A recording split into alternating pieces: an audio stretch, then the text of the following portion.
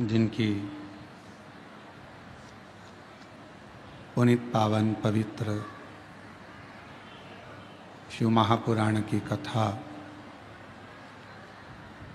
भगवान शिव की कृपा से, उनकी करुणा,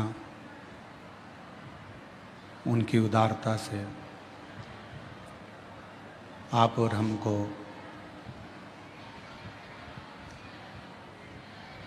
गुप्त नवरात्रि के अवसर पर बेजापुर महाराष्ट्र की यह पवित्र धरा पर पवित्र शिव महापुराण की कथा बेलपत्र शिव महापुराण की कथा श्रवण करने का सौभाग्य प्राप्त हुआ है। कथा के मुख्य यजमान श्री जीवनलाल रविंद्र कुमार जी संचेती, श्री विशाल जी संचेती परिवार बेजापुर महाराष्ट्र। एक बार यजमान परिवार के लिए जोरदार ताली बजाकर उनका स्वागत, वंदन, अभिनंदन। जिन्होंने इस पवित्र पावन शिव महापुराण की कथा को संपूर्ण विश्व के कल्याण के लिए आयोजित किया है। और तेरी कृपा बिना न हिले एक भी अणु, लेते श्वास तेरी कृपा से तनु। बखान क्या करूं मैं लाखों के ढेर का, चपटी बहुत में है खजाना कुबेर का। गंगाधार मुक्ति द्वार ओमकार तू, भोले ओमकार तू। आयो शरण तिहारी शंभु कार तू। भगवान शिव की करुणा, उनकी उदारता, उनकी कृपा से ये पवित्र पावन शिव कथा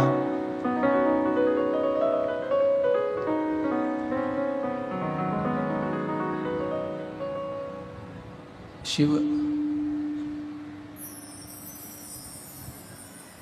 हमारे शरीर में, हमारी आत्मा में, हमारे चित्त में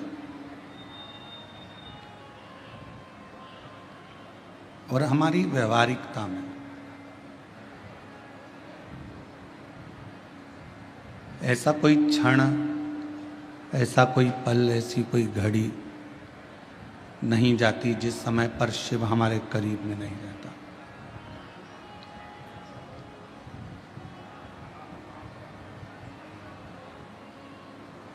आज भगवान श्री जगन्नाथ जी की रथ यात्रा है और जगन्नाथ स्वामी की रथ यात्रा यह हमको प्रेरणा देती है कि भगवान अपने भक्तों के लिए अपना मंदिर छोड़कर बाहर निकलकर उनका दुख हरने के लिए आ जाते हैं।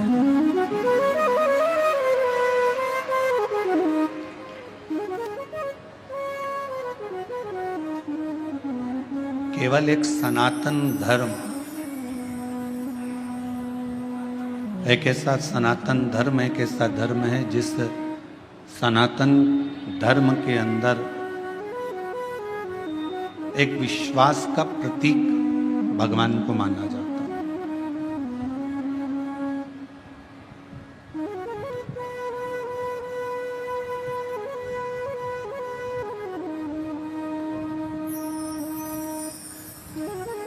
और वो विश्वास, वो भरोसा, वो दृढ़ता हर एक जीव में होना चाहिए।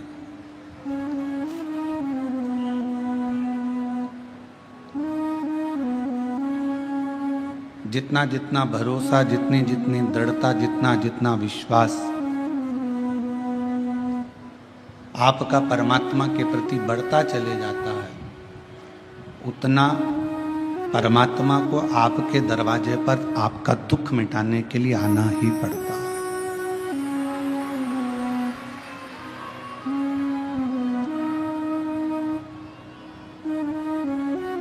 और ये विश्वास, ये भरोसा पीछे करो, ये विश्वास, ये भरोसा, ये दृढ़ता आपको परमात्मा के करीब में लेकर जाती है, भगवान के पास, उसके करीब तक ले जाने का कार्य आपका विश्वास करता है। पर कई बार देखा जाता है कि वो भरोसा, वो विश्वास कुछ देर तो रहता है, पर कुछ देर के बाद डिग जाता है।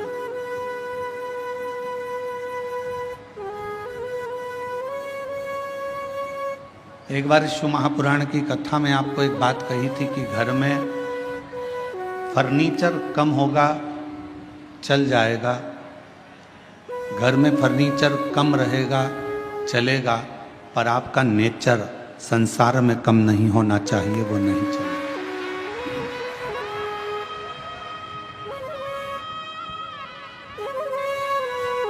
थोड़ा सोफा सेट कम होगा, चलेगा, डिनर सेट कम होगा, चलेगा, हाफ सेट कम होगा, चलेगा, फुल सेट कम होगा, चलेगा, पर आदमी अपसेट नहीं होना चाहिए। मालूम पड़े कि उसकी जिंदगी में वो अपने धन है, वैभव है, संपदा है, सत्ता है, सब कुछ है, और व्यक्ति अपसेट है, तो क्या?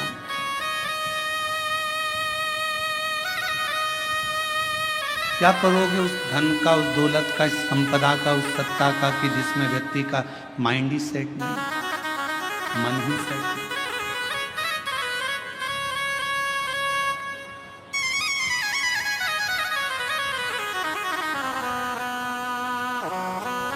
मन को अपसेट मत होने दो। जब जब मन थोड़ा सा भी डोले, जब जब मन थोड़ा सा भी विचलित हो, ये मन थोड़ा सा भी इधर उधर जाए, इस मन को शिव तक लेकर चलो।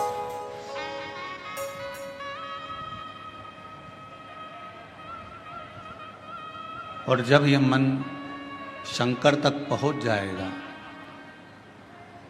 कि मैंने तेरे ही भरोसे बाबा, तेरे ही भरोसे हवा विच उड़ती जावांगी, बाबा डोर हटो छड़ी नाम कटी जावांगी।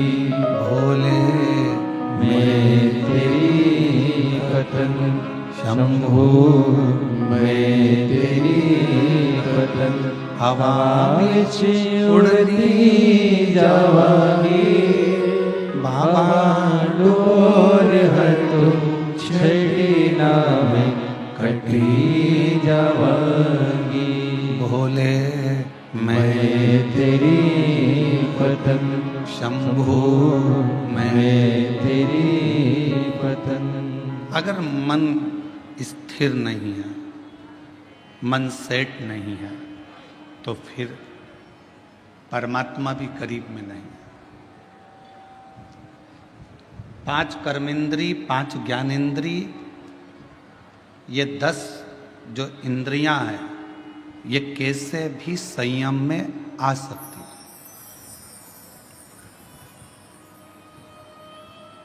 पांच कर्मेंद्री को भी संयम में लिया जा सकता है, 5 ज्ञानेंद्री को भी संयम में लिया जा सकता है।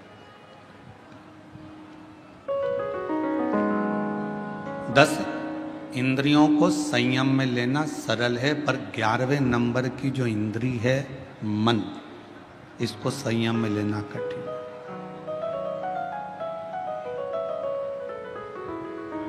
ये 11वें नंबर की जो इंद्री है, ये संयम में नहीं रह पाती।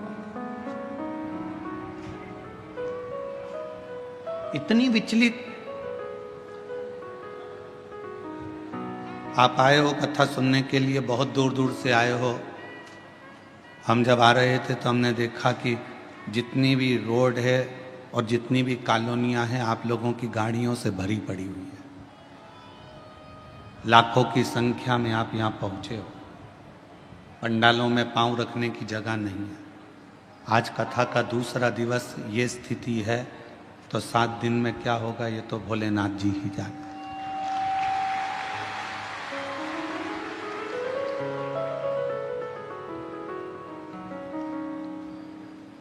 अब इतनी दूर दूर से आए हो,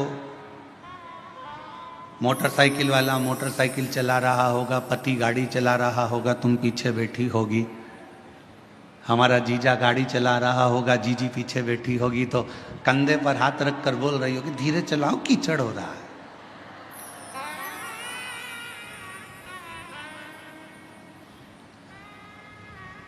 देखो देखो सामने से वो स्पीड ब्रेकर आया है, थोड़ा धीमा कर लो। पति बोला 15 साल से मैं गाड़ी चला रहा हूं और तुझे गाड़ी पर ले लेकर गया हूं, तू फिर भी मुझ पर शंका करती है। पत्नी बोली मेरे जब शादी कर कर आई थी 15 साल पहले, तुम मुझे गाड़ी पर लेकर गए थे, 3 जगह गटर में पटका था। एक बार चोट खाई हूं, उस दिन से मुझे भय लगा रहता है कि तुम कहां पटक दो, तुम्हारा भरोसा नहीं।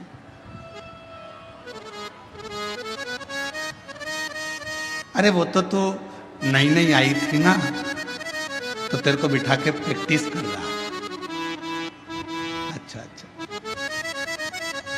फिर गाड़ी आगे चली, तुमने फिर कहा देखो कथा में जाना है, सामने कीचड़ है, थोड़ा सावधानी से, पानी फिसल जाए।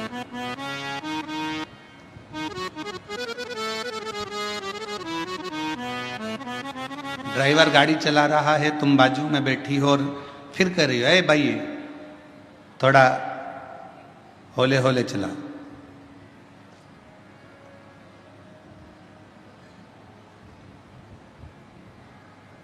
थोड़ा धीरे धीरे चला। और अगर कहीं जाना है, बहुत जरूरी काम है, तो भाई लो कर लो कर लो कर लो कर, थोड़ा थोड़ा तेज तेज चला, लो कर थोड़ा चलाते चलाते। पर तुम कह रही हो कि थोड़ा आराम से चलो, देख कर चलो, सावधानी से चलो, उस ड्राइवर को तुम साध रही हो। पति गाड़ी चला रहा है तो तुम बार बार बोल रही हो थोड़ा धीमे चलाओ, साध रही हो।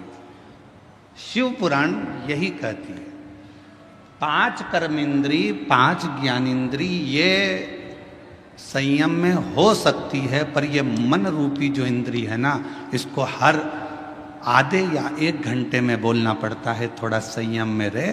कथा में बैठे हो, मन कोई निकल कर गया, तुम्हारा मन फिर वहाँ चले जाएगा। किसी ने उधर से आवाज़ लगाई, तुम उधर देखने लगोगे। कोई चिल्लाया, तुमने उधर देखा। किसी ने कुछ बोला, तुमने उधर देखा।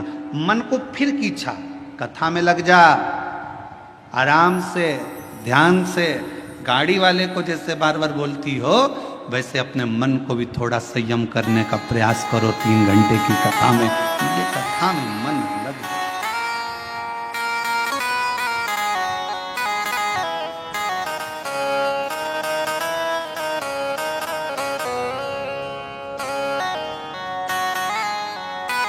ये चित्त परमात्मा के चरणों में लगा है।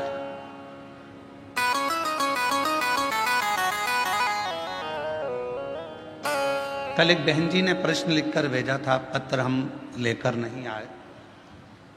उसमें उन्होंने एक पत्र में प्रश्न किया था कि सावन में जो सोमवार होते हैं, सावन में जो शिवरात्रि आती है, आप 12 महीने की शिवरात्रि पर ऑनलाइन पूजन नहीं कराते, केवल श्रावण महीने की शिवरात्रि पर ऑनलाइन पूजन कराते हो। ऐसा सावन की शिवरात्रि में या सावन के सोमवार में ऐसा क्या रहता है?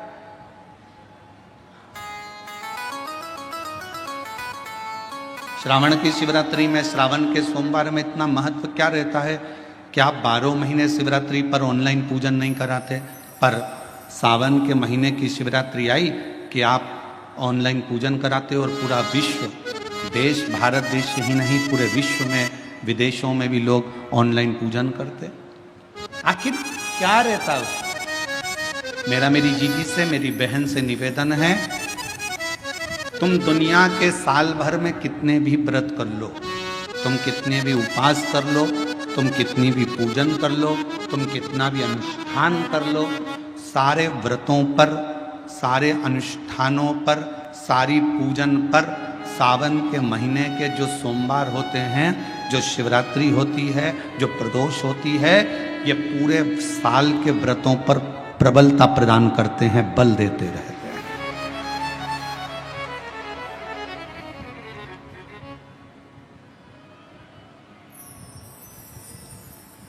पर निवेदन है, सावन के सोमवार का व्रत करो, पर ऐसा व्रत मत करना कि तुम्हारे व्रत करने से परमात्मा को भी टेंशन हो जाए।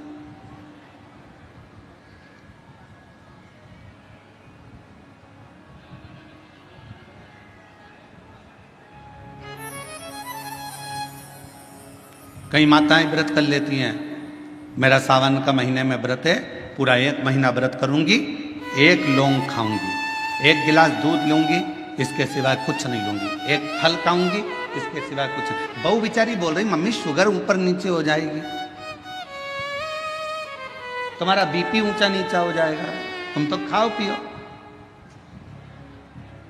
अब आपको पूरे महीने भगवान शंकर की आराधना भी करना है, पूजन भी करना है, अर्चना भी करना है, जाप भी करना है, कथा भी सुनना है, मंदिर भी जाना है, और मालूम पड़ा ऊपर से तुम बीमार पड़ गए। बीमार पड़ गए तो क्या मंदिर जा पाओगे? जम के तो बोलो नहीं। आराधना कर पाओगे? बैठ कर भजन कर पाओगे? कथा सुन पाओगे? नहीं। इसलिए व्रत ऐसा करना जिस व्रत में तुमको भी टेंशन नहीं, तुम्हारे परिवार को भी टेंशन नहीं, और भगवान शंकर को भी टेंशन नहीं, किसी को चिंता नहीं, तुम्हारे व्रत करने से किसी को परेशानी नहीं। मालूम पड़े तुम भोजन का त्याग कर दो, इसका त्याग कर दो, उसका त्याग कर दो, सब चीज़ों का त्याग कर दो और बीमार पड़ जाओ, तो शिव महापुराण की कथा कहती है ऐसा ऐसा तप, ऐसी साधना किसी को नहीं। तुमरुका जी जब कथा कहने के लिए बैठे, चंचुला देवी ने तुमरुका जी से एक प्रश्न किया कि कथा सुनने का नियम क्या है?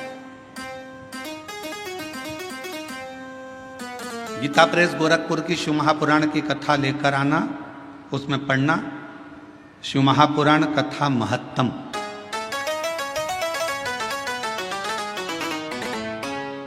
कथा को सुनने का नियम क्या है, यह भागवत में भी पूछा गया। परीक्षित ने सुखदेव जी महाराज से पूछा था कथा सुनने का नियम क्या है। शिव पुराण में चंचुला देवी तुमरुका जी से पूछ रही हैं कि कथा सुनने का नियम क्या है, क्या नियम है कथा सुनने का? तो कहा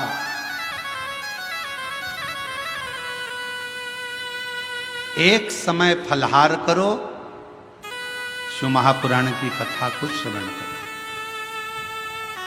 भागवत कथा को सुनो। इतना ना बने, एक समय फलहार करो, दूसरे समय भोजन करो, पर शिव महापुराण की कथा को जरूर सुनो।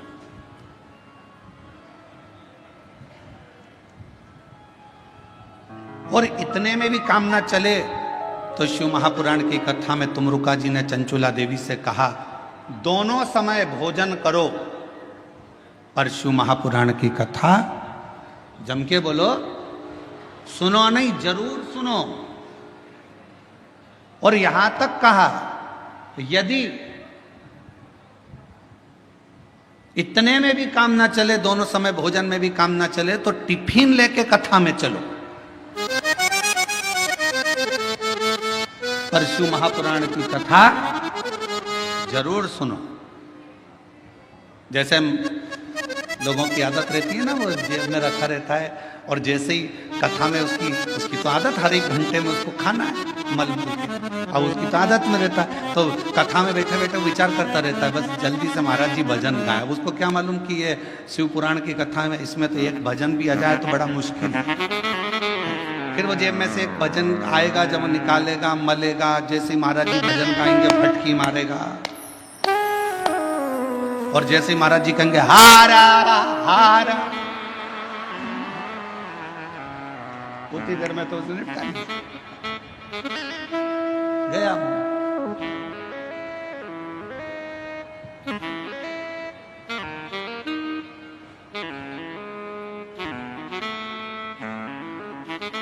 और दवा दुबू के इतनी शांति से बैठा, पड़ोसन को भी लग रहा है कितना अच्छा व्यक्ति है, आवाज तक नहीं आ रही है, उसको क्या मालूम मुंह में फंसा पड़ा है, आवाज। अब ये तो शंकर जी जाने और वो जाने। उसकी पत्नी जानती थी तो उसने तुरंत कह दिया, खा लिया, झूठ बोल रहे, खाओ मेरी कसम। कथा चली रही है और दोनों एक दूसरे की कसम खा रहे, खाओ मेरी कसम।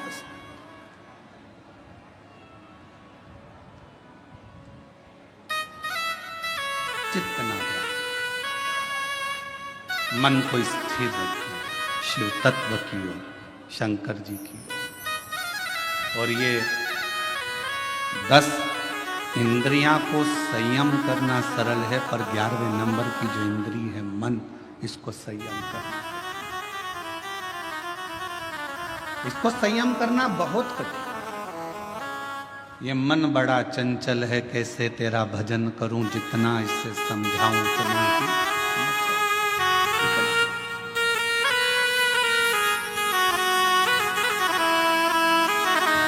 और भोले तेरे चरणों की शंभो तेरे चरणों की गर्जूने जो मिल जाए बाबा तेरे चरणों की, गर्जूने जो मिल जाए सच कहता हूँ, सच कहता हूँ भोले, तकदीर बदल जाए बाबा तेरे चरणों की, शंभु तेरे चरणों की। इस मन को संयमित करना ये दुनिया का सबसे कठिन, बहुत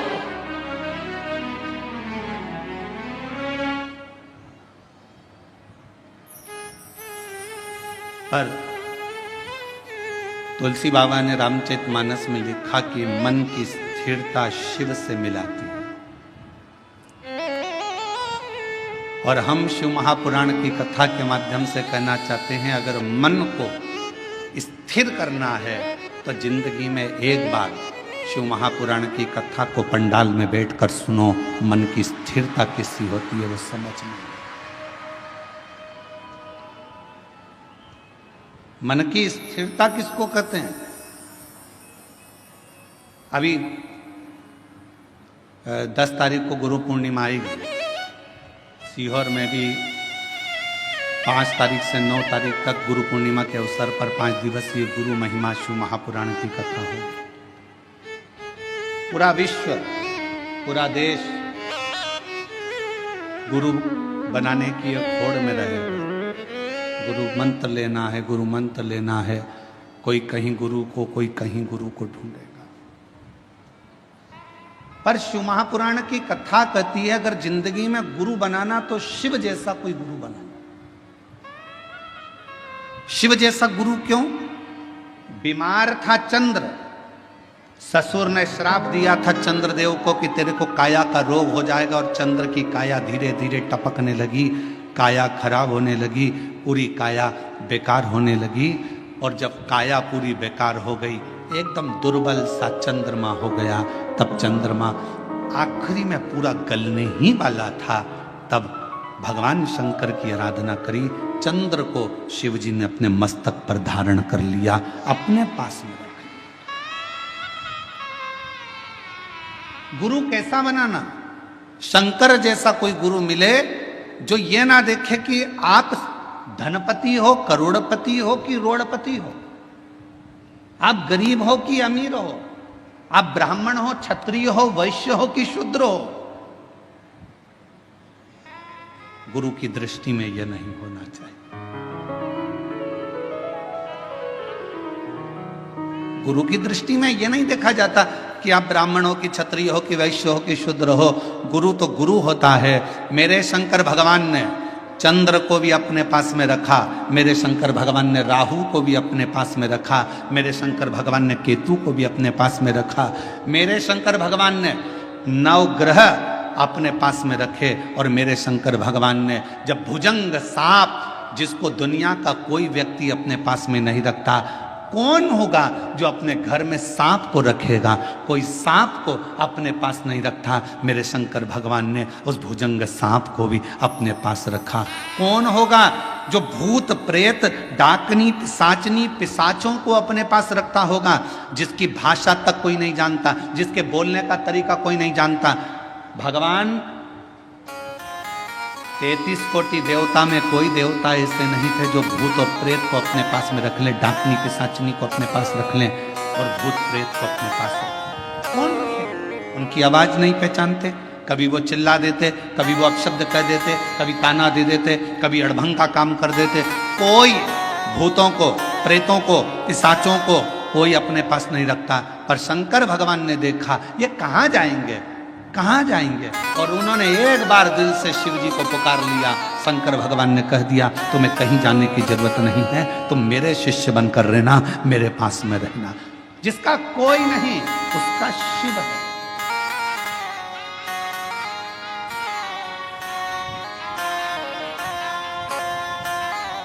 इसलिए पूरी दुनिया में केवल विश्व का एक ही नाथ है और उसका नाम विश्व, जम के बोलो, विश्वनाथ है।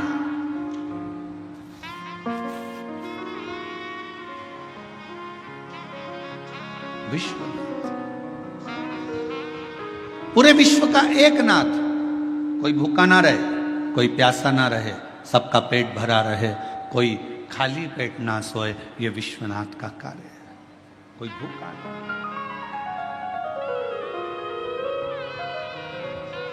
और शंभु शरणे पड़ी मांगो हरि रे हरि, दुख काटो दया करी दर्शन आपो। शंभु शरण पड़ी मांगो घड़ी रे घड़ी, दुख काटो दया करी दर्शन आपो। पंढरपुर कौन कौन गया? हाथ उठाओ जरा। सब गए हो? हम भी गए। ठीक है। एक बार भगवान श्री हरि विठ्ठल से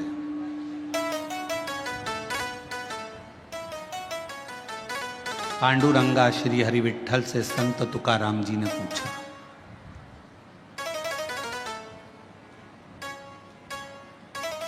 संत तुकाराम जी ने कहा, हाथ जोड़कर पांडुरंगा के सामने संत तुकाराम जी बैठ गए श्री हरि विठ्ठल के सामने। विठ्ठल विठ्ठल विठ्ठल विठ्ठल।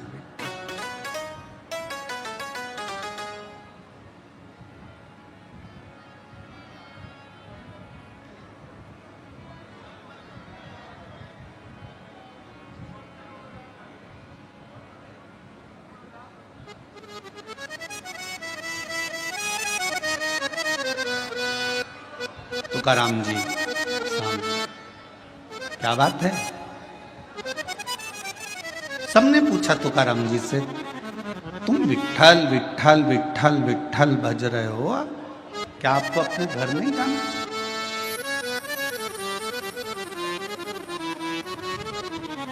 क्या आपको अपने घर नहीं जाना?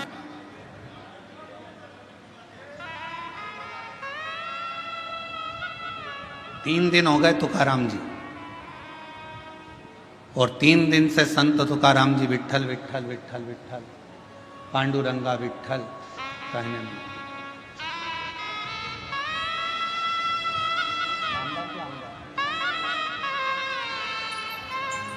हमारे बीच में माननीय नामदार श्री संजय जी शिर साहब यहाँ पधारे हैं, सामाजिक न्याय विभाग मंत्री महोदय, महाराष्ट्र राज्य शासन थे।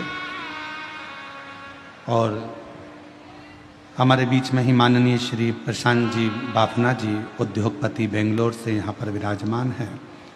माननीय श्री राजेंद्र जी जलान जी, जिला प्रमुख शिवसेना, यहाँ विराजमान हैं। एक बार जोरदार ताली बजाकर हम सभी का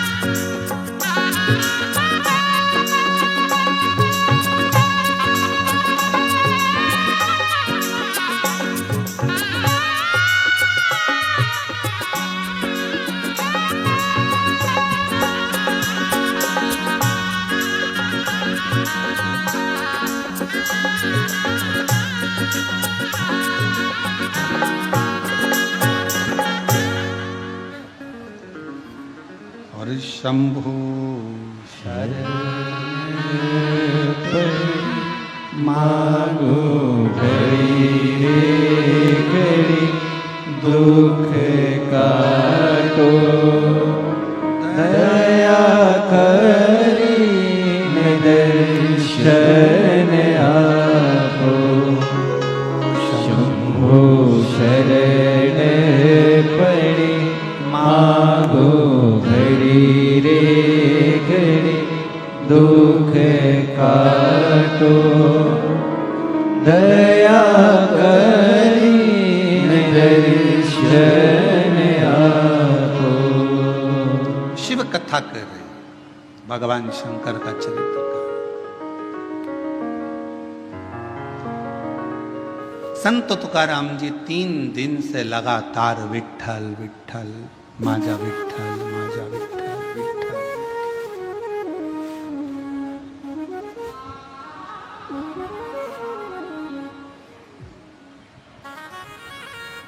माजा विट्ठल माजा विट्ठल माजा विट्ठल विट्ठल।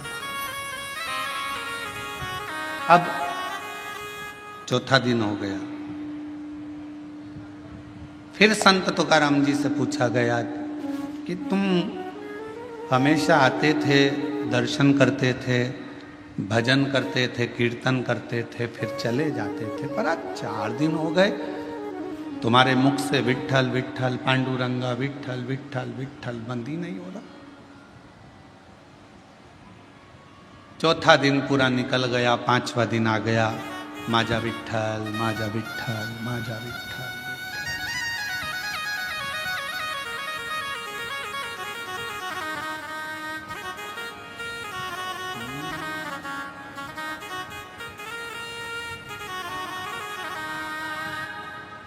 माझा विठ्ठल विठ्ठल विठ्ठला,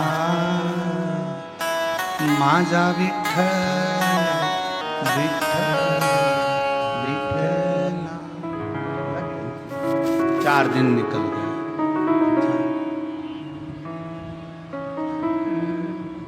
5वां दिन आ गया। अब कोई पूछने के लिए नहीं आया। अब संत तुकाराम जी से पूछने के लिए स्वयं हरि विट्ठल मंदिर छोड़कर बाहर आ गए चौक में। सही।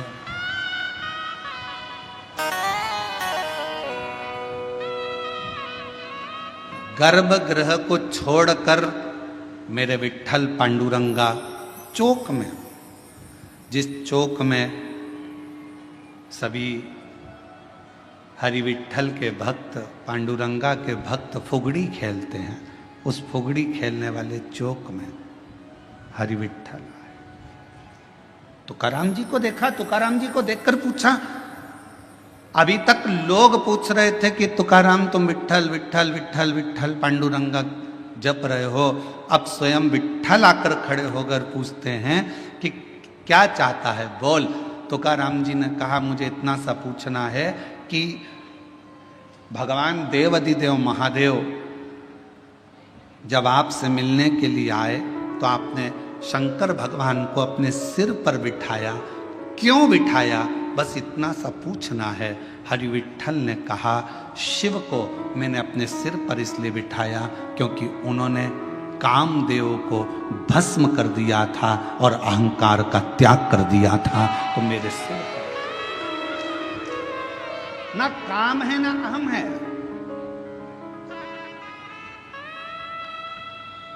ना काम है ना अहम है।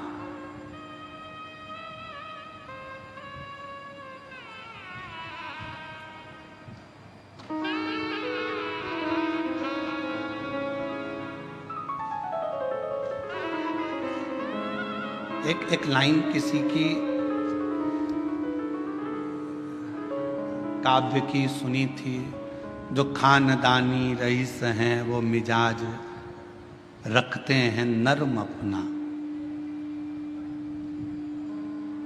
मेरे शंकर भगवान के पास में कुबेर का खजाना है, इसलिए उसको कुबेरेश्वर महादेव कहते हैं, कुबेर भंडारी कहते हैं। भगवान नारायण को भी अगर लक्ष्मी दी है तो मेरे शंकर भगवान ने दी है। माता लक्ष्मी जी की मां ख्याति देवी लक्ष्मी जी का विवाह तो शिव जी से करने वाली थी, पर लक्ष्मी जी का विवाह जब शंकर जी से होने वाला था तो शंकर जी ने मना कर दिया था, मैं विवाह नहीं करूंगा। क्यों? क्योंकि ये लक्ष्मी जी नारायण को चाहती हैं, इसलिए ख्याति देवी आप अपनी बेटी को भगवान विष्णु को ब्याह दो। शिव की कृपा से लक्ष्मी जी नारायण को मिली है।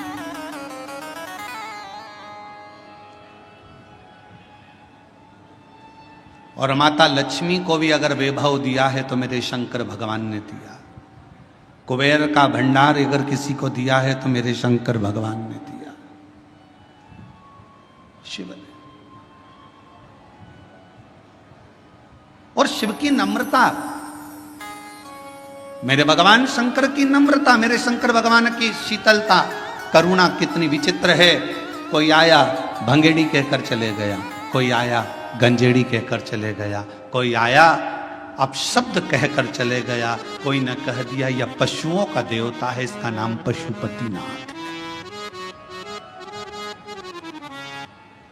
अगर पशुओं के देवता हैं, पशुपतिनाथ हैं, तो भगवान राम जी को भी रावण से जब युद्ध लड़ना था तो भगवान राम जी ने भी तप कर कर शंकर भगवान से वो पाशुपत्य अस्त्र को प्राप्त किया था। और भगवान कृष्ण को भी जब युद्ध मैदान में जाना था तो उन्होंने पाशुपत्य अस्त्र को प्राप्त किया। जरा विचार करिएगा, दुनिया के लोगों ने कहा ये पशुओं के देवता हैं, दुनिया के लोगों ने कहा ये भांग पीते हैं, दुनिया के लोगों ने कहा ये गांजा पीते हैं, दुनिया के लोगों ने कहा शिव ऐसे हैं, दुनिया के लोगों ने कहा शंकर ऐसे हैं, दुनिया के लोगों ने उनको अलग कर दिया। शिव बिल्कुल अलग हो गए, अलग सब देवताओं को मानने लगे, पर शंकर के मंदिर बंद से हो गए थे, शिव के मंदिर में जाले लगे रहते थे। पर आज की स्थिति में जब दुनिया की दृष्टि में ये आ गया कि शंकर से बड़ा कोई करुणा सागर नहीं है, तो मंदिर भी खुल गए, द्वार भी खुल गए और शिव का आनंद भी हो गया। बोल बम का नारा है, इतना धीमा बोलोगे तो कल्याण तुम्हारा है। जरा जम के बोलो, बोल बम का नारा है, सारी समस्या का हल श्री शिवाय।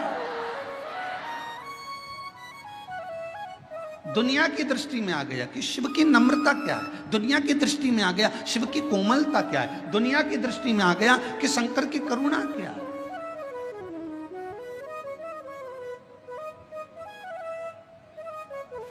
और ये सबको मालूम है, जो शंकर को जल चढ़ाता है उसका कल जरूर बदलता है। जिसको अपना कल बदलना है उसको जल चढ़ाना प्रारंभ कर देना चाहिए, जरूर। और तेरी कृपा का क्या है भरोसा, कब किस पर हो जाए, जरा सी हम पर कर दो, ओ जरा सी हम पर कर दो। जिस पर भी हो गई तेरी कृपा करुणा वो भव पार हुआ, भव पार हुआ। पापी हो चाहे जितना उसका भी बाबा उद्धार हुआ, उद्धार हुआ। गिद्ध अजामिल गणिका जैसे तेरे मन को भाई, जरा सी हम पर कर दो, ओ जरा सी हम पर कर दो। तेरी कृपा का क्या है भरोसा, कब किस पर हो जाए, जरा सी हम पर कर दो। हमने कल भी कथा में कहा था, कोई पूर्वजों का पुण्य प्रबल होता है।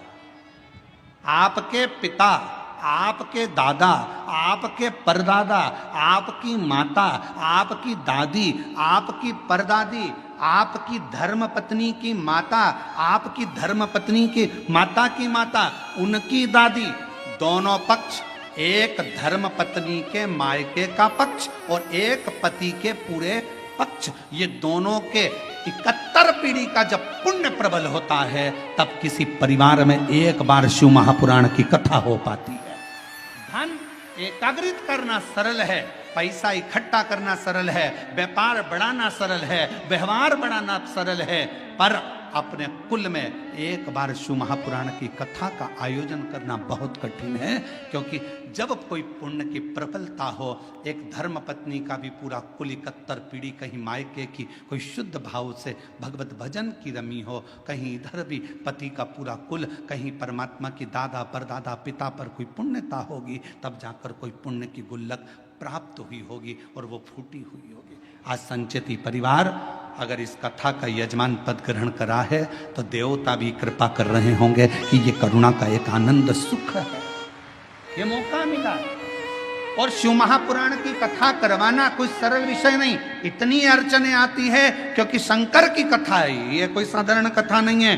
शंकर भगवान विष्णु जी का विवाह हुआ, तारीख निकली, तिथि निकली, पल निकला और भगवान विष्णु का लक्ष्मी जी के साथ में मां लक्ष्मी जी के साथ विवाह हो गया। ब्रह्मा जी का विवाह ब्रह्माणी के साथ हो गया, इंद्र का विवाह इंद्राणी के साथ हो गया। पर शंकर भगवान के विवाह की तारीख निकली, तिथि निकली, समय निकला, इतनी बजे फेरे होंगे, इतनी बजे विवाह होगा। शंकर भगवान की शादी उतनी बजे हुई नहीं, जो तिथि थी, जो तारीख थी, उस पर शादी ही नहीं हुई। 15 दिन निकल गए, सारी बारात खड़ी थी। शंकर भगवान से पूछा क्या विचार है, शादी वादी करना है कि नहीं करना है। शंकर भगवान बोले मेरा पाउडर का डिब्बा घूम गया, जब तक पाउडर का डिब्बा नहीं मिलता तब तक मैं तैयार नहीं होऊंगा, और तैयार नहीं होऊंगा तब तक मैं शादी करने नहीं जाऊंगा। अब पाउडर का डिब्बा कौन सा, इंतजार करा। 20 दिन के बाद आवाज आई, राम नाम सत्य है, राम नाम सत्य है। शंकर भगवान कहने लगे तैयारी कर लो बारात ले जाने की, मेरा पाउडर का डिब्बा आ गया, पाउडर का डिब्बा। और जो मुर्दा आया, जला, भस्म तैयार हुई, शिव जी ने धारण करी, नंदी पर सवार होने लगे। नंदी पर बैठे 33 कोटि देवता नगाड़े बजा रहे, दुमदुमियां बजा रहे, भगवान शंकर नंदी पर बैठे। नंदी पर भी बैठे तो उल्टे, नंदी का मुंह इधर था, शंकर जी का मुंह उधर था। इंद्र ने जाकर ब्रह्मा जी से कहा ऐसी कोई बारात अच्छी लगेगी। शिव जी का मुख उधर है और नंदी का मुख इधर है, जरा पूछो तो सरी ऐसे क्यों बैठे हैं? ब्रह्मा जी ने जाकर कहा आपकी शादी हो रही है, कम से कम सीधे तो बैठ जाओ। शंकर भगवान बोले हमारा कोई बाप नहीं, हमारा कोई भाई नहीं, बारात कैसे देखेंगे? आगे से नंदी देखेगा, पीछे से हम देखेंगे, इसलिए उल्टे बैठे।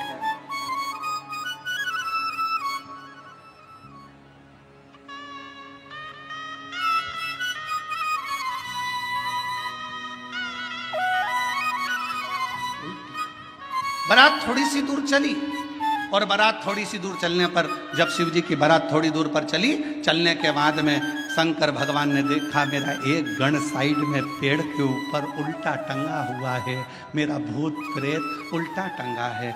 शिव जी ने उसको देखा, पूछा तू नहीं आया? उसने मुंडी हिला दी, टंगे ही टंगे उल्टा, मुंह टंगे टंगे बोला मैं कैसे आऊं, मेरे को किसी ने बुलाया नहीं, आऊंगा तो भगा देंगे। शंकर भगवान बोले चिंता मत करो, मैं बुलाता हूं।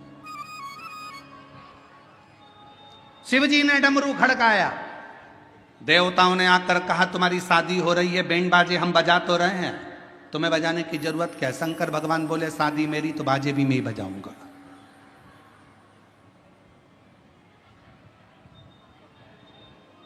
आत्मनिर्भर भारत, मेरी शादी है तो बैंड में ही बजाऊंगा, बाजे में ही बजाऊंगा। डमरू खड़काया, जैसे डमरू खड़काया डाकनी पिशाचनी चुड़ैल भूत भयंकर आए, सब इकट्ठे होकर आ गए, सब नाचने लगे। देवताओं ने सोचा इनके बीच में अपन क्या नाचो, आगे चले गए। देवता सबसे आगे, बीच में भूत चुड़ैल, उसके बाद में शंकर जी। भगवान भोलेनाथ प्रसन्न हो गए, मेरे सारे रिश्तेदार आ गए।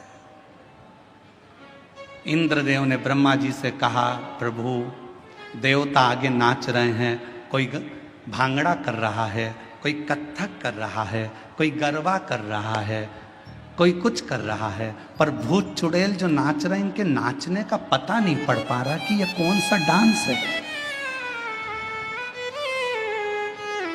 ये समझ में नहीं आ।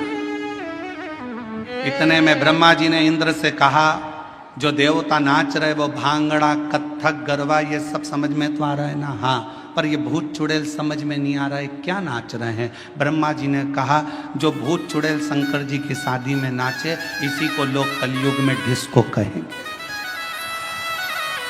इसी को लोग कलयुग में डिस्को। ऐसा लगेगा जैसे ततैया खा गया, मेरा नाम चिंचिंचू, अब लग जाए ततैया खा गया ऊपर। और डांस का पता ही नहीं चलता, लोग ऐसे डांस करते जैसे खुजाल हो गई शरीर में, खुजाल, समझे क्या?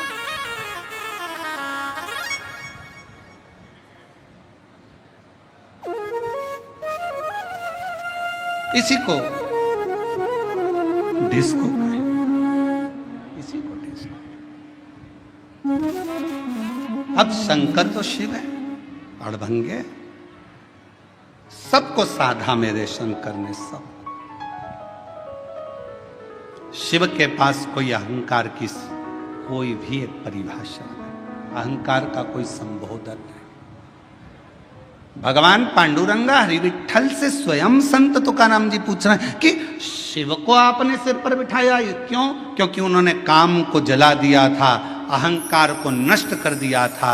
शिव के पास ना काम है ना अहम है, शिव के पास तो केवल एक राम नाम है, उसके सिवाय कुछ नहीं, कुछ नहीं। और कलयुग केवल नाम आधारा, सुमर सुमर उतरहि पारा। कलयुग में केवल नाम की आधार शिला को जो समझ लेता है, अहम को त्याग नहीं।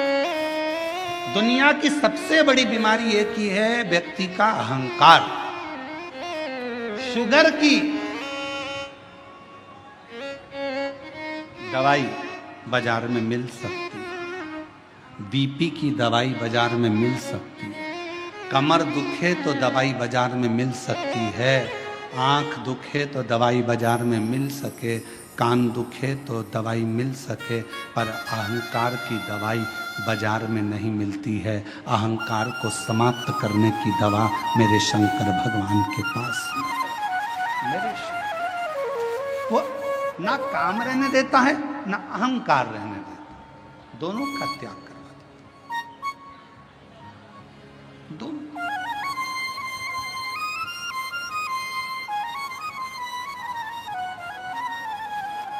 तुम जाकर देखो, राम जी के मंदिर में जाओगे तो तुम्हारे लिए आसन बिछाया जाएगा। कृष्ण भगवान के मंदिर में जाओगे तो तुम्हारा आसन भी बिछेगा, सर्वश्रेष्ठता रहे। पर शंकर जी के मंदिर में इतनी भी जगह नहीं रहती कि आसन बिछाया जाए। जमीन पूरी गीली, चारों तरफ गीला गीला। कोई इधर से आया लोटा ढोल गया पानी का, कोई उधर से आया तो पानी शंकर जी को चढ़ाना था, तेर पे चढ़ाकर चले गया। शिव है।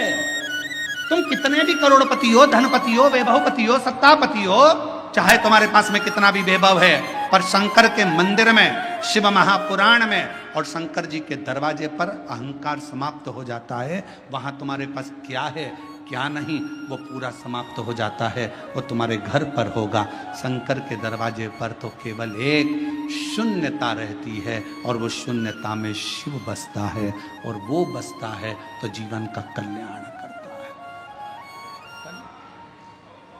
शून्यता। बेजापुर कब आया? छत्रपति संभाजी नगर से चले गाड़ी को लेकर, आगे आया 70 किलोमीटर दूर बेजापुर, और आगे बढ़े 60 किलोमीटर,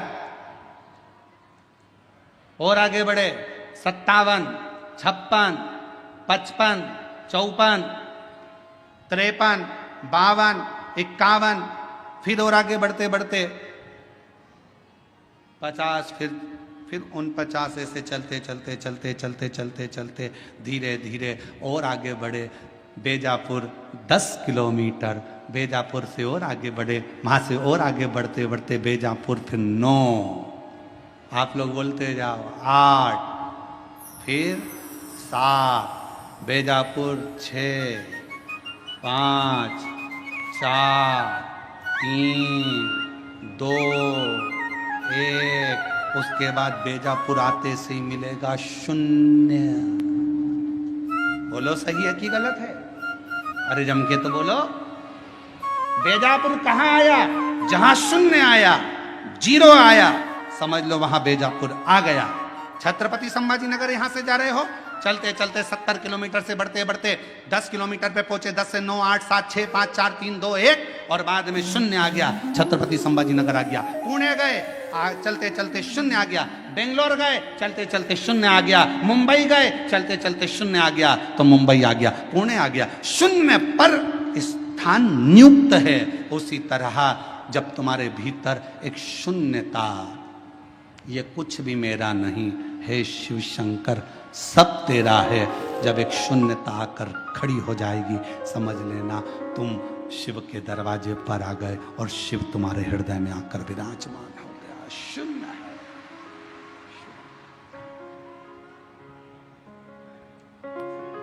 और मेरे भोले तेरा सहारा है, मेरे भोले तेरा सहारा है, मेरी नैया का तो किनारा है, मेरी नैया का तो किनारा है।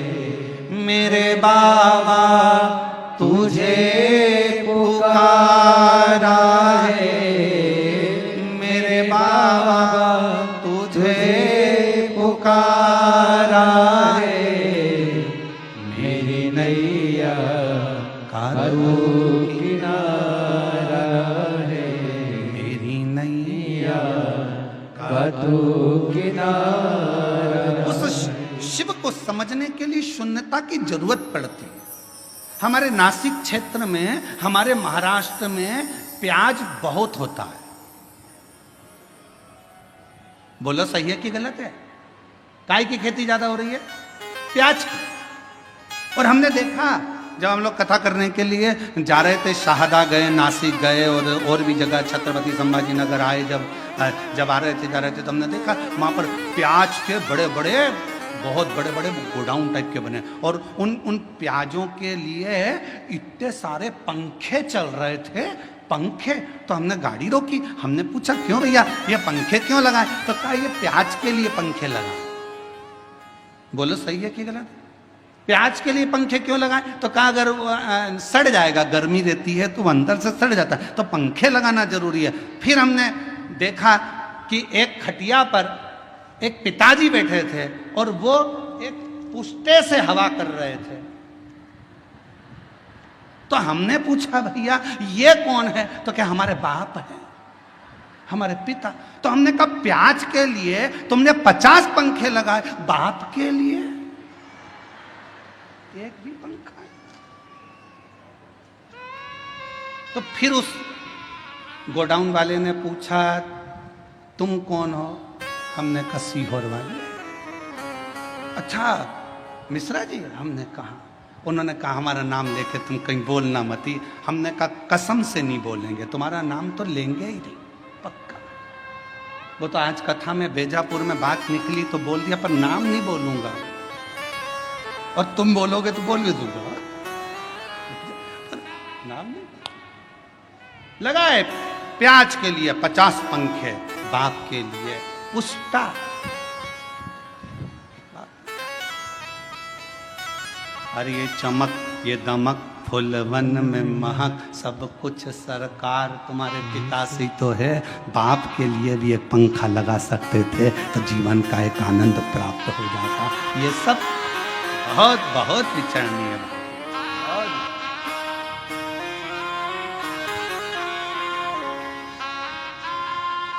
कभी मौका लगे तो हमारे सीहोर में आकर देखो, हमारे बाबा के धाम पर, कुबरेश्वर धाम पर, वृद्ध माताओं के लिए, बुजुर्गों के लिए, आम भक्तों के लिए जो वहाँ भोजन प्रसाद होता है, मेडिकल व्यवस्था होती है, चिकित्सा व्यवस्था होती है। बच्चों के लिए जिनके पास एजुकेशन का पैसा नहीं होता, उनके कॉलेज की फीस, स्कूल की फीस सब वहाँ से जमा होती है। बच्चों के पास जिनके पास किताबें कॉपियाँ नहीं होती, समिति उनको किताब कॉपी स्कूल की दिला देती है। उनकी ड्रेस नहीं होती तो ड्रेस दिला दे। कभी देखो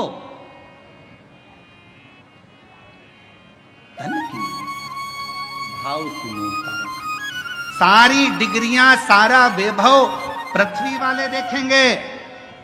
तुम्हारी डिग्रियां चाहे डॉक्टर की हो, कलेक्टर की हो, एसपी की हो, आईजी की, डीआईजी की, चाहे कमिश्नर की, तहसीलदार की, पटवारी की, सारी दुनिया की जितनी डिग्रियां होती हैं, इंजीनियर, सीए, सारी डिग्रियां केवल पृथ्वी पर चलेगी।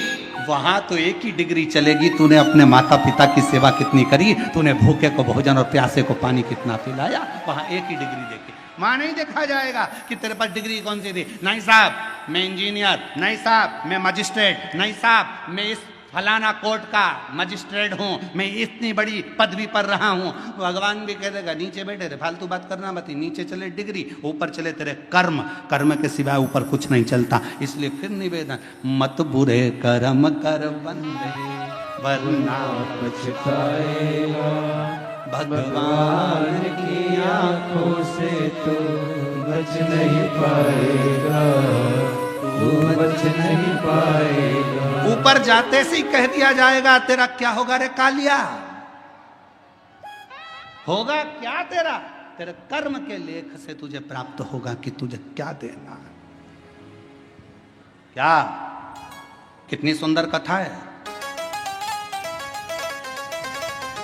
एक बहुत विद्वान महाराज जी मर गए, बहुत विद्वान, खूब प्रवचन देते थे, मर गए, ऊपर गए।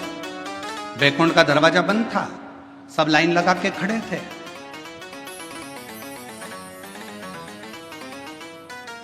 सवेरे वैकुंठ का दरवाजा खुलेगा जब सबको वैकुंठ में प्रवेश मिलेगा।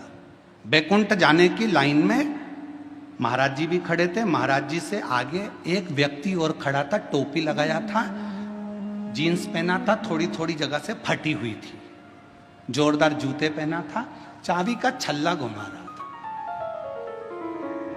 महाराज जी ने मन में सोचा कैसे कैसे लोग बैकुंठ आ जाते हैं, बता, इनको बैकुंठ आना था, इनको तो नरक जाना था। सवेरे बैकुंठ का दरवाजा खुला, नाम लिया गया, आ जाओ साहब, आ जाओ साहब। चाबी का छल्ला वाला व्यक्ति आया, तुम कौन? मेरा नाम ये है। अच्छा, क्या करते थे?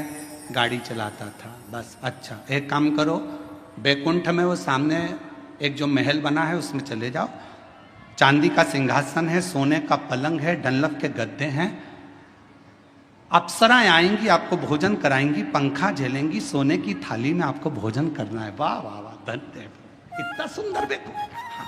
पंडित जी ने सोचा, प्रवचन देने वाले महाराज ने सोचा, जब एक ड्राइवर को इतना अच्छा रूम मिल सकता है तो मुझे तो, मैं प्रवचन देता हूं।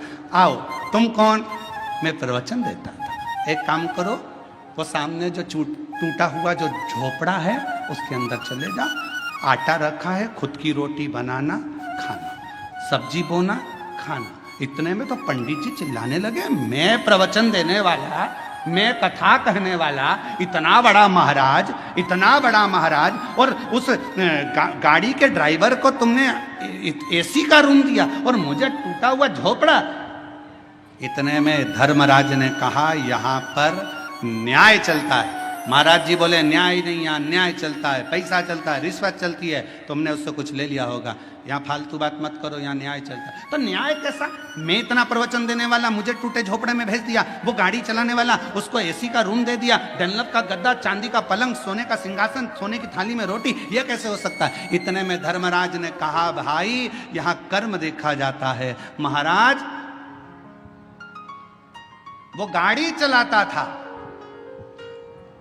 बस को चलाते चलाते बस इतनी तेज चलाता था कि अंदर जितने बैठे रहते थे सब हनुमान चालीसा पढ़ते थे।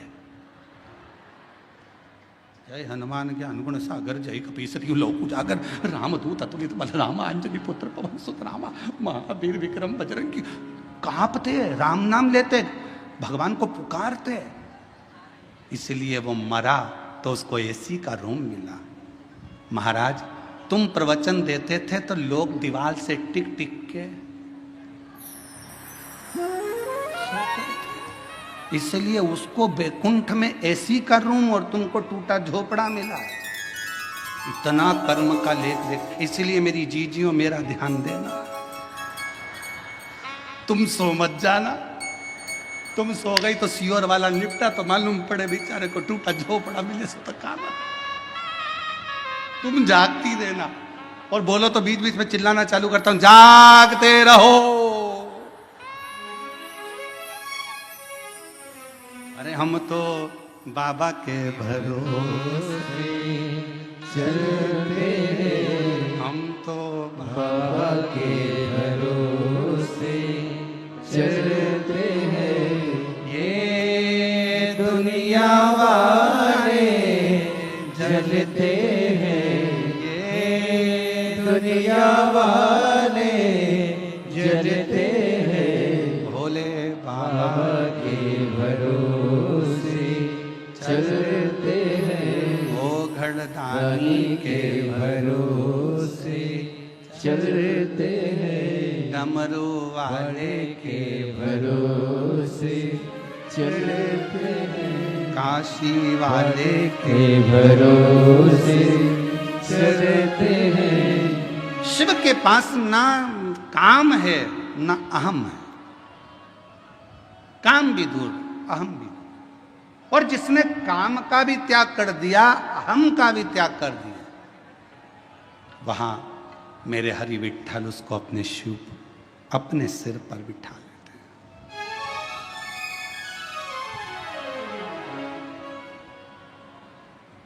अपने मस्तक पर बिठा लेते हैं।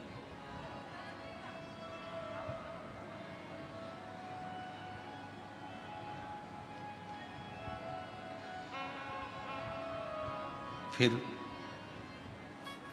कोई आडंबर, कोई दिखावा कुछ नहीं रहता, केवल शिव रहता है।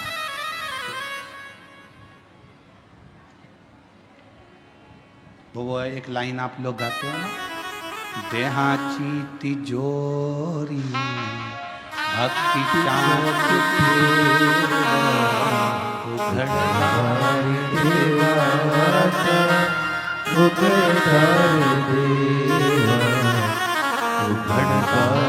देवा उघड़दार देवा देहाची तिजोरी भक्ति चाच देवा उघड़दार देवा आता उघड़दार देवा उघड़दार देवा आता उघड़दार देवा। अब ये शरीर जो मिला वो शिव के लिए ही तो मिला, भजन के लिए ही तो मिला, सत्कर्म करने के लिए मिला। पूर्व में ना जाने कौन सा अच्छा काम किया था जो आज भगवान ने भरपेट भोजन दिया, राजसी ठाट दिया, वैभव दिया, धन दिया, दौलत दी, संपदा दी, सत्ता दी, नाम दी, शोहरत दी, इज्जत दी, घर में संतान दी, वैभव दिया, वंश दिया। ये पूर्व का कोई कर्म करा होगा, नहीं तो तुम्हारे नाम के तो कितने पैदा हुए, तुम्हारे साथ में ना जाने कितने पैदा हुए। एक ही हॉस्पिटल में कितने बच्चे उसी तारीख को, उसी तिथि को, उसी पल में, उसी घड़ी में कितने पैदा होते हैं। क्या सब करोड़पति बन जाते? क्या सबका नाम चल जाता? नहीं, तुम्हारे पूर्व में तुमने कुछ अच्छा कर्म करा था तो आज बाबा ने दिया है, आज कर कर जाओगे फिर बाबा दे देगा, और फिर कर कर जाओगे फिर दे देगा। नहीं तो एक ही नाम के राम सिंह राम सिंह राम सिंह नाम के ढेर, भानु प्रताप भानु प्रताप भानु प्रताप ढेर। 15 तारीख को जितने जन्म लिए 15 को ढेर सारे जन्म लिए। 9:15 पर जितने जन्म होंगे 9:15 पे ना जाने कितने करोड़ बच्चे जन्म होंगे, कितने लाखों जन्म होंगे। पर तुम्हारे ऊपर शिव की कृपा हुई है तो मतलब कहीं ना कहीं तुम्हारा पूर्व का कर्म अच्छा कहा। कोई पिछले जन्म के अच्छे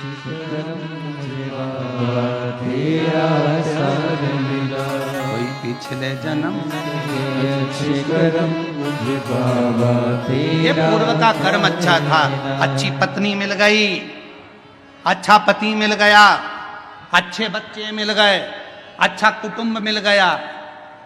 एक भी गड़बड़ निकल जाता तो हालत खराब हो जाती। मकान बनाने के लिए अच्छे मिस्त्री की जरूरत होती है और घर के लिए अच्छी स्त्री की जरूरत होती है। मिस्त्री गड़बड़ निकल जाए तो छत पे पानी भरा ही रहता है और स्त्री गड़बड़ निकल जाए तो मुंह फूला ही रहता है। बहुत ध्यान देने वाला विषय। मिस्त्री गड़बड़ निकल गया, छत पे अगर ढाल नहीं दिया, सही तरह से छत नहीं बनाई, सही तरीके से मकान नहीं बनाया, बाथरूम नहीं बनाया, पानी भरा रहेगा। फिर दिन भर वाइपर से निकालते रहो और बाद में मन से कोसते रहो, ऐसा बाथरूम बनवाया पानी नहीं निकल रहा, बता उसकी जाली में फंस गया, पानी नहीं निकल रहा, वाइपर से निकाले, झाड़ू मारे तब जाकर पानी निकले, छत पे पानी भरा गया, निकल नहीं रहा। किसको दोष दोगे? मिस्त्री को। मिस्त्री ऐसा मिला, मकान बनाने वाला ऐसा मिला, अच्छा लेकर आना था, कैसा बनाया उसने, छत पे पानी भरा रहा है। मिस्त्री और स्त्री ये दोनों का श्रेष्ठ होना जरूरी है। मिस्त्री अगर अच्छा है तो मकान अच्छा बनता है और स्त्री अगर अच्छी है तो घर अच्छा बनता है, परिवार अच्छा बनता है, कुटुंब अच्छा बनता है। दोनों की समता होना चाहिए, दोनों की श्रेष्ठता होना चाहिए और ये श्रेष्ठता आपके भीतर हो। शिव कथा कर रही है, भगवान शंकर का चरित्र कर रहा है, भगवान ओघड़दानी का चरित्र कर रहा है, भगवान हरि विठ्ठल का चरित्र कर रहा है, मेरे शंकर भगवान का चरित्र कहता है, शिव तत्व कहता है। जब माँ पार्वती मैया बाल्य अवस्था में थी तब भगवान शंकर की आराधना में लीन रहती थी, आराधना। और शिव की कृपा से, शंकर की करुणा से, उनकी उदारता से पार्वती मैया के तेज पुंज से एक प्रकाश, उस प्रकाश से जल और उस जल से बेलपत्र का वृक्ष प्रकट हुआ। बेलपत्र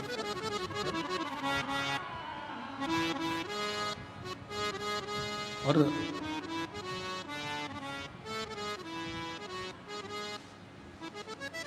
शिवजी के शरीर के,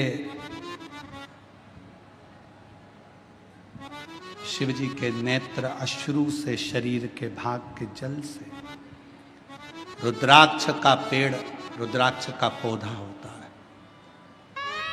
और माँ जगत जननी दुर्गा भवानी, माँ आदि शक्ति, माँ भवानी के शरीर के तेज प्रकाश जल से बेलपत्र का पौधा होता है। बेलपत्र का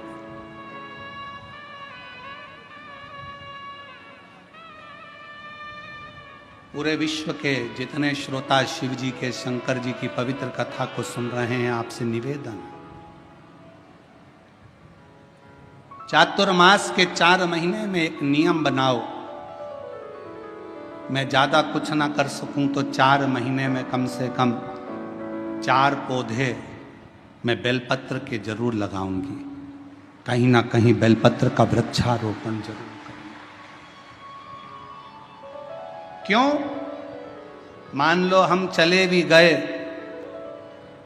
और हमारे परिवार के लोग मान लो शंकर जी की पूजा नहीं कर पाए, भगवान शिव की आराधना नहीं कर पाए, भगवान शंकर की भक्ति ना कर पाए, तो मेरे द्वारा लगा हुआ ये बेलपत्री का पौधा बड़ा होगा। कोई ना कोई इसकी पत्ती तोड़कर शिव जी को चढ़ाएगा। कम से कम मेरे कुल का उद्धार होगा, मेरे वंश का उद्धार होगा, मेरी पीढ़ी का उद्धार। लगाओ।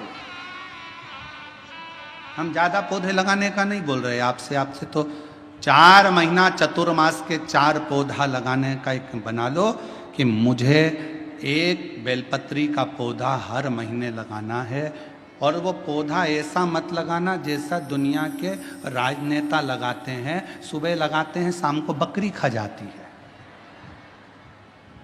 ऐसा पौधा ना लगाइए।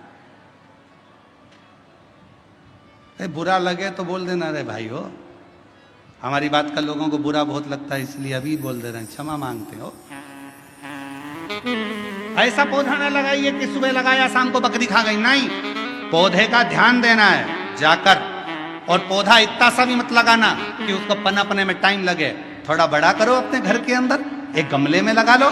2-3 महीना बड़ा कर कर पौधे को, जैसे एक बेटी को पाल पोस कर बड़ा करते हो, बच्चों को बड़ा करते हो, ऐसे बेलपत्र के पौधे को बड़ा करो, उसको खूब परवरिश करो। फिर उसको कहीं ऐसी जगह जाकर लगाओ जहां तुम अगर पानी भी ना दे पाओ तो उसको कम से कम पानी मिलता रहे और वो बड़ा होकर भगवान शंकर के ऊपर उसकी एक बेलपत्र चढ़ती रहे। ऐसा भाव रखो। पेड़ पौधे तो बहुत लगते हैं, रोज मीडिया पर भी आता है, इतने पौधे लग गए, इतने पौधे लग गए। मालूम पड़े वो पौधे फिर दिखे ही ना तो क्या मतलब का। पौधे लगाओ, ज्यादा नहीं तो एक लगाओ, पर सुरक्षित लगाओ। लगना चाहिए कि तुम्हारा लगाया गया पौधा। बेलपत्र का पौधा माता पार्वती जी के द्वारा प्रकट किया गया। बेलपत्र के वृक्ष की गणना करी गई। बेलपत्र के वृक्ष की जो जड़ होती है उसमें मां गौरी का स्थान होता है।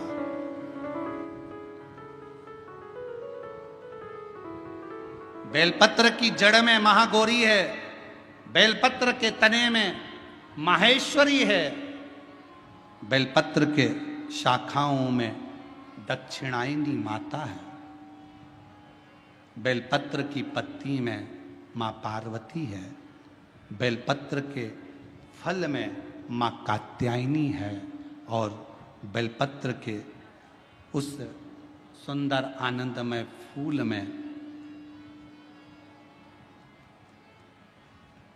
उस फूल के अंदर मां गौरी विराजमान है। ऐसा पूरा बेलपत्र के वृक्ष की गणना करी गई। चाहे शाखा हो, जड़ हो। बेलपत्र के पूजन का कितना भी एक पत्र आया है, अच्छा है, देखिए।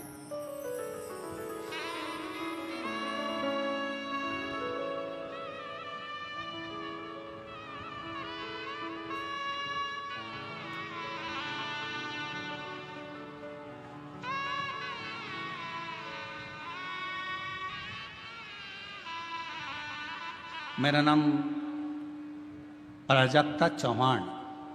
कहीं बैठी हो तो बच्चे को लेकर आ सकती हैं और बेलपत्र लेने के लिए आए। मेरा नाम प्राजक्ता चौहान। पत्र को आप लोग LED पर पढ़ सकते हैं, आस्था चैनल पर पढ़ सकते हैं। मैं श्री रामपुर से आई हूँ। मेरी शादी को 9 साल हो गए थे पर संतान का सुख नहीं था। हमारे शहर के हर एक डॉक्टर को दिखाया, एक बार डॉक्टर बोले कि तुम्हारा ट्यूब ब्लॉकेज है, 50% ही चांस हैं संतान के, बाकी के संतान का योग नहीं। बहुत सारी दवाइयां ली, ट्रीटमेंट किया, पर गर्भ नहीं ठहरा। समय निकलता गया, टेस्ट बेबी करवाया, उसमें भी फायदा नहीं मिला। आखिरी में किसी ने फिर कहा, शिव पुराण की कथा आती है, सफेद आंकड़े की जड़ का प्रयोग करो। मैंने 2-3 बार उसको भी किया, पर ना जाने क्या खराबी, क्या दिक्कत। फिर आयुर्वेदिक इलाज भी करवाया, पर कोई असर नहीं दिखा। आखिरी में किसी ने कहा कि बेलपत्री के वृक्ष के नीचे जाकर दीप लगाना, जल छोड़ना और सफेद आंकड़े की जड़ का प्रयोग कर कर बेलपत्र के नीचे ही किसी को खीर का प्रसाद का भोग लगाना। वही मैंने किया। पशुपतिनाथ का व्रत करा और बाबा की ऐसी कृपा हुई कि 9 साल के बाद गर्भ ठहर गया और 10 जनवरी 2025 को पुत्रदा एकादशी के दिन बाबा की कृपा से मुझे पुत्र प्राप्ति हुई। मैं बाबा को प्रणाम करती हूँ। पुत्र का फोटो भी लगाया हूँ, बेटे का फोटो लगाया। शिव की कृपा किसको। एक पत्र और अच्छा है, देखिए।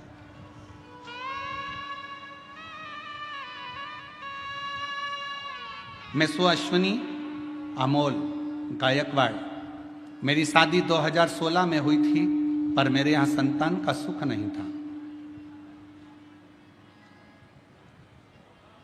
गर्भ अगर ठहर भी जाता था तो संतान 15 दिन, 20 दिन, 1 महीना रहकर गिर जाती थी। सारे इलाज करवाए, डॉक्टरों को भी पूछा, IVF के लिए बोला, फिर भी बच्चा नहीं हुआ। तब आखिरी में आस्था चैनल पर शिव महापुराण की कथा सुनना चालू करी और 2022 की तर्पण शिव महापुराण की कथा को उस दिन मैंने भोले बाबा को जल चढ़ाना प्रारंभ किया। कुबरेश्वर बाबा का स्मरण कर कुंदकेश्वर महादेव का नाम लिया और 30 दिसंबर 2023 को सीहोर जाकर कंकर शंकर की पूजन करी। वहाँ का रुद्राक्ष लेकर आई, बाबा का स्मरण करना प्रारंभ करा और बाबा की कृपा से 2024 7 फरवरी को शिव जी की कृपा से मेरे घर में पुत्र रत्न की प्राप्ति हुई। मैं बाबा को यहाँ प्रणाम करती हूँ, नमन करती हूँ।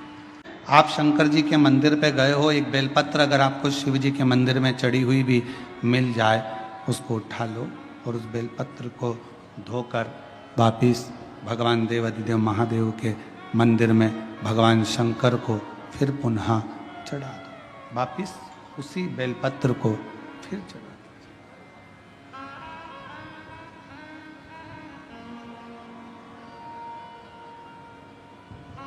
और कई बार त्रिगुणाकार, त्रिकालदर्शी, त्रिनेत्रधारी, त्रिपुंडधारी, त्रिशूलधारी मेरे देवाधिदेव महादेव को चढ़ाने के लिए अगर मंदिर में तुम्हें बेलपत्र मिले भी ना, तो अपने हाथ की 3 उंगलियों का स्पर्श भगवान शंकर को कर लीजिए और शिव के नाम का उच्चारण कर लीजिए। शिव उस बेलपत्र को स्वीकार कर लेते हैं। भाव, एक स्वच्छ भाव, निर्मल मन सो मोहि पावा। भगवान शंकर को अगर आप भाव से रिझा रहे हैं, निर्मल भाव दे रहे हैं, शिव उसको भी स्वीकार कर। मेरे ओघड़दानी कभी भी आपसे कोई वस्तु की चाह नहीं। कथा देखिएगा जरा, शिव महापुराण की कथा में एक शब्द आता है कि ब्रह्मदेव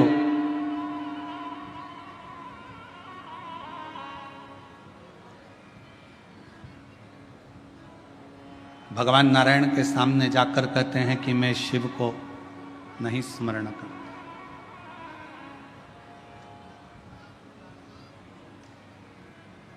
मैं नहीं जानता कौन शिव, कौन सृष्टि के रचना करता। ब्रह्मा जी ने तो अपने मन में विचार कर लिया कि सृष्टि का रचना करता केवल मैं हूं, केवल मैं। और ये मैं और मेरा का जो संबोधन है, ये अहम का संबोधन।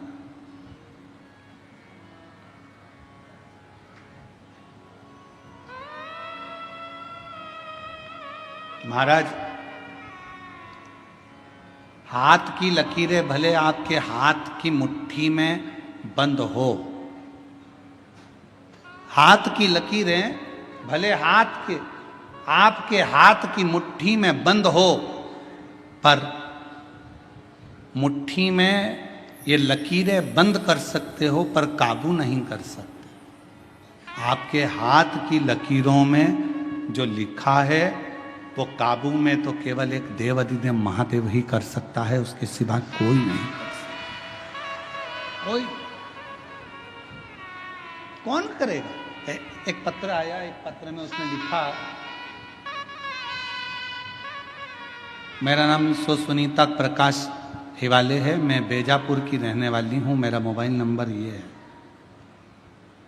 पत्र को अगर आप देखेंगे तो उसमें उन्होंने लिखा कि डॉक्टर्स, जितने डॉक्टरों को दिखाया सब डॉक्टरों ने एक ही बात कही कि तुम मां नहीं बन सकती। आप ही हैं, आ जाओ, लिया बाबू। 17 साल संतान का सुख नहीं था। कितने साल? जम के बोलो। 17 साल संतान का सुख नहीं था। पत्र में आप लोग पढ़ सकते हैं। मेरी शादी को 17 साल हो चुके थे, संतान का सुख नहीं था। डॉक्टरों से इलाज करवाया पर डॉक्टरों ने बोल दिया था कि तुम कभी मां नहीं बन सकती, तुम मां नहीं बन सकती। हम दोनों पति पत्नी डिप्रेशन में चले गए, और दोनों पति पत्नी डिप्रेशन में चले गए। घर वालों ने बहुत समझाया, जो लिखा है ललाट पर वो होता है, क्यों चिंता करते हो? घर के लोगों ने दिलासा दिलाया, सब ठीक हो जाएगा, चिंता मत करो। तब करें तो करें क्या? 17 साल तक इलाज कराने के बाद भी डॉक्टरों ने कह दिया कि मां नहीं बन सकती। आखिरी में हमारे एक रिश्तेदार ने कहा, एक लोटा जल सारी समस्या का हल। तुम शिवजी को एक लोटा जल चढ़ाना प्रारंभ करो, शिवजी का स्मरण करना प्रारंभ करो, सफेद आंकड़े की जड़ का प्रयोग करो, पशुपति नाथ का व्रत करो, और एक बार बन सके तो कुबेरेश्वर धाम जाकर बाबा का कंकर शंकर पूजन करो।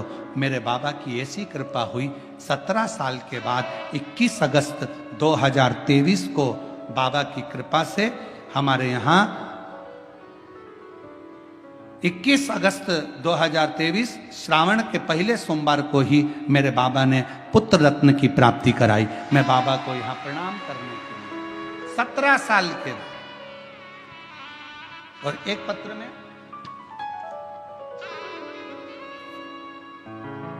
मैं बेजापुर से हूँ, बेंदवाड़ी बेजापुर की रहने वाली हूँ।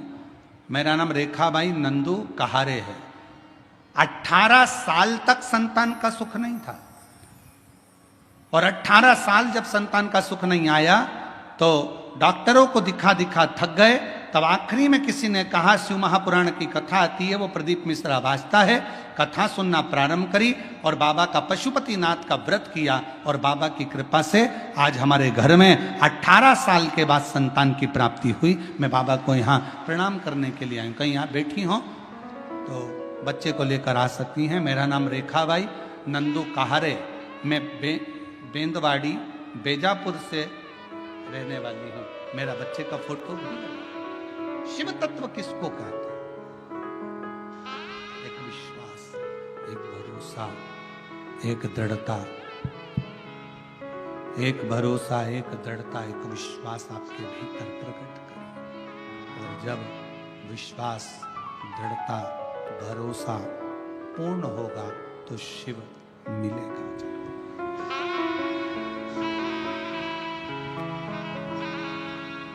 भरोसा, तेरे मंदिर में आना मेरा काम है, मेरी बिगड़ी बनाना तेरा।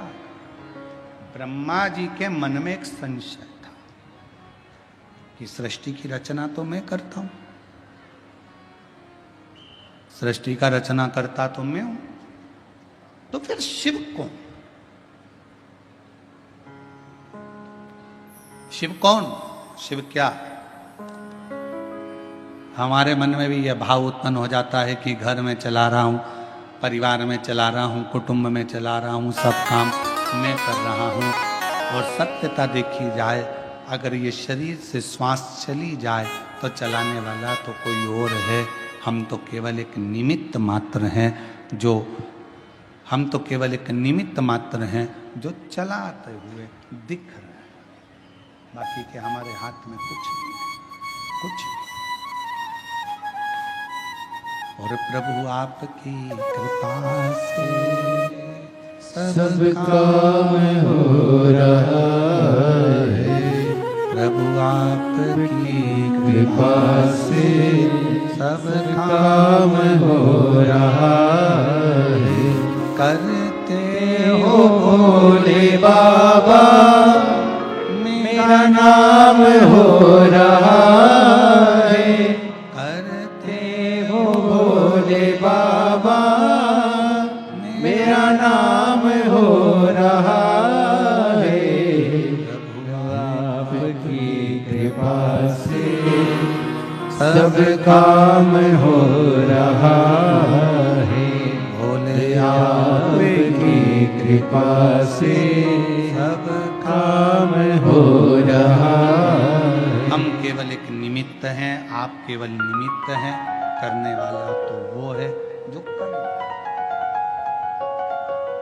ब्रह्मा जी के मन में संशय उत्पन्न हो गया।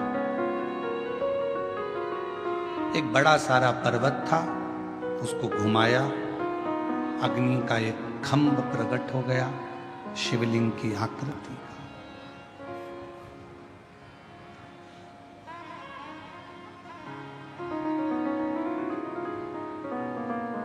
ब्रह्मा जी ने भगवान विष्णु से पूछा कि यह कौन है। भगवान नारायण ने कहा यही शिव है।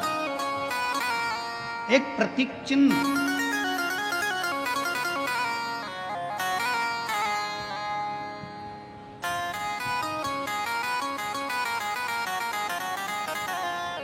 एक शिवलिंग की आकृति देखकर ब्रह्मा जी ने कहा ये शंकर है, ये शिव है।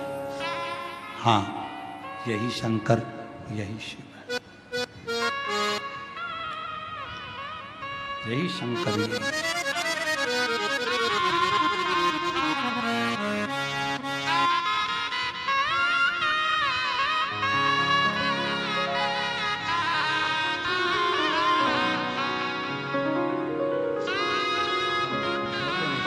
बाबा दे दिया। ले, प्रणाम करो बाबा को, प्रणाम करो जल्दी से, प्रणाम प्रणाम। 17 साल के बाद हुआ है, एक बार जोरदार ताली।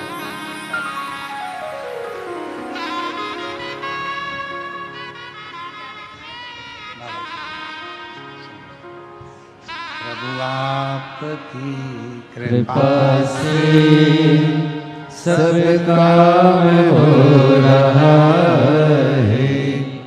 करते हो भोले बाबा, मेरा नाम हो रहा है। करते हो भोले बाबा, मेरा नाम हो रहा है। 18 साल के बाद हुआ है, एक बार जोर